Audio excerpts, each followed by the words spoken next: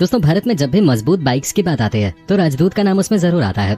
ये कोई आम बाइक नहीं थी, ये भारत की पहली स्पोर्ट्स बाइक भी मानी जाती है। इसने लोगों को बताया कि आखिर रफ्तार क्या होती है। जहां एक समय में सब रॉयल एनफील्ड के पीछे भाग रहे थे, उस समय में राजदूत ने मार्केट में आकर उसे कड़ी टक्कर देना शुरू कर दिया था।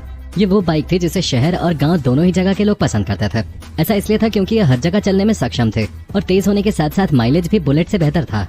असल में भारत की सबसे मजबूत व ताकतवर बाइक की जब बात होती है तो फिर हमारे मन में राजदूत बाइक का ख्याल जरूर आता है, क्योंकि एक समय ये बाइक भारत के लोगों के दिलों पर राज किया करते थे। यहाँ तक कि पॉपुलैरिटी और सेल्स के मामले में तो इसने बुलेट को भी काफी पीछे छोड़ दिया था।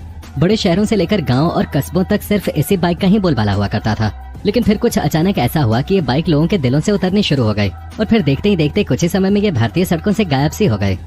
भारत में राजदूत की कहानी की शुरुआत होती है साल 1962 में, क्योंकि उसी साल स्कॉट्स नाम की एक भारतीय कंपनी ने भारत की पहली राजदूत बाइक का प्रोडक्शन शुरू किया था। कंपनी ने अपनी पहली बाइक को XLT नाम दिया था, जिसे कि लोग राजदूत 175 कह के भी बुलाते थे। ये असल में पोलैंड की एक बाइक SHL M11 का इंडियन वर्जन थे, जिसे कि कंपनी ने भारतीय सड़कों और लोगों की पसंद के अनुसार थोड़े बहुत बदलाव करके इंडियन मार्केट में उतारा था। अब इस बात में तो कोई शक नहीं था कि राजदूत 175 सीसी एक बेहद शानदार और दमदार बाइक थे, लेकिन मार्केट में नई होने के कारण इसे लोगों का दिल और भरोसा जीतने के लिए काफी स्ट्रगल करना पड़ा। इसके अलावा उस टाइम में दमदार बाइक्स के कैटेगरी में बुलेट पहले ही अपना कब्जा जमा चुके थे और इस टाइम वो लोगों के बीच में काफी ज्यादा पॉपुलर भी हुआ करते थे, जिसके चलते शुरुआती सालों में राजदूत 175 सीसी पर कुछ खास ध्यान नहीं दिया गया। हालांकि ये बाइक इंडियन मार्केट में मौजूद दूसरी बाइक्स की तुलना में स्टाइलिश, एडवांस्ड, पावरफुल और मजबूत थे, लेकिन फिर भी कस्टमर्स के द्वारा इसे खास रिस्पॉन्स नहीं मिला। हालांकि दोस्तों, राजदूत की किस्मत पहली बार तब चमकी जब साल 1973 में ऋषि कपूर की फेमस फिल्म बॉबी बड़े पर्दे पर रिलीज हुई, क्योंकि इस फिल्म में ऋषि कपूर राजदूत बाइक चलाते हुए नजर आए थे। ये फिल्म बॉक्स ऑफिस पे ब्लॉकबस्टर रहे और इस फिल्म के हिट होने के साथ साथ राजदूत बाइक भी लोगों के बीच बेहद पॉपुलर हो गए। इस फिल्म के आने के बाद से लोगों ने राजदूत 175 को खरीदना शुरू कर दिया और फिर देखते ही देखते भारत में इस बाइक की डिमांड बेहद तेज रफ्तार से बढ़ने लगे थे।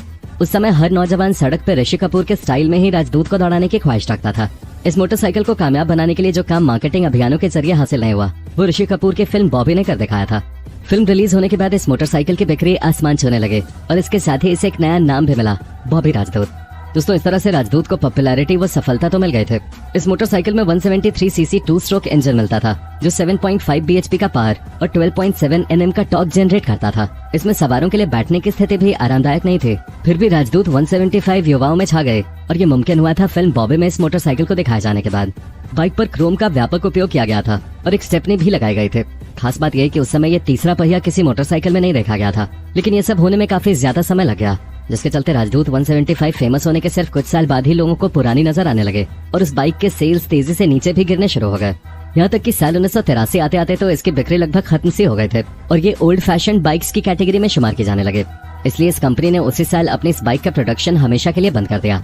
हालांकि इस कंपनी ने राजदूत का प्रोडक्शन इसलिए बंद कर दिया था क्योंकि उन्हें ये बात अच्छी तरह समझ आ गए थे कि लोग राजदूत 175 को ओल्ड फैशन बाइक की कैटेगरी में देखने लगे थे, जबकि मार्केट में तो और भी नई नई बाइक्स आ चुके थे जिन्हें कि लोगों ने खूब पसंद किया था।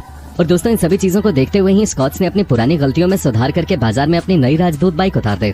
इस बार स्कॉट्स कंपनी ने यामाहा के साथ मिलकर इस बाइक को बनाया था, जिसे कि राजदूत 350 का नाम दिया गया। इतनी पॉपुलर बाइक की लॉन्च कीमत सुनेंगे तो आपको यकीन नहीं होगा। राजदूत 350 को उस समय 18,000 रुपए एक शोरूम की कीमत पर उतारा गया था।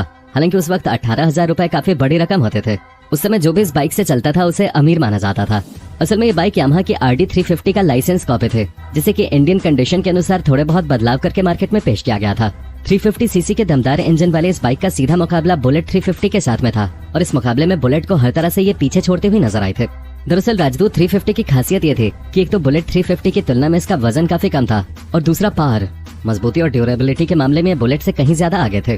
साथ ही इस बाइक की परफॉर्मेंस और माइलेज भी बुलेट की तुलना में काफी ज्यादा बेहतर थे। इसके अलावा इस बाइक के फीचर भी बेहद दमदार और लुभावने थे। 6 स्पीड गियर के साथ आने वाली ये बाइक 0 से 100 किलोमीटर प्रति घंटे की रफ्तार सिर्फ 7 सेकंड के अंदर ही पकड़ लेते थे। साथ ही इसकी टॉप स्पीड भी 150 किलोमीटर पर आवर हुआ करते थे और अपनी इस तेज रफ्तार की वजह से ये बाइक मार्केट में आते ही युवाओं के दिलों पर राज करने लगे। बताया जाता है कि अपने समय में ये बाइक इतनी ज्यादा पॉपुलर हुआ करते थे कि तब मार्केट में मौजूद कोई भी बाइक इसके सामने टिक तक नहीं पाते थे। इसलिए दोस्तों, आज ये कहना बिल्कुल भी गलत नहीं होगा कि उस समय राजदूत का सुनहरा दौर था, जहां लोकप्रियता और सेल्स के मामले में तो वो बुलेट से भी आगे निकल गए थे। दरअसल राजदूत की सबसे बड़ी खासियत ये थी कि ये शहर के सपाट सड़कों के साथ ही गाँव के कच्चे रास्तों पे भी बिल्कुल मक्खन की तरह चलते थे।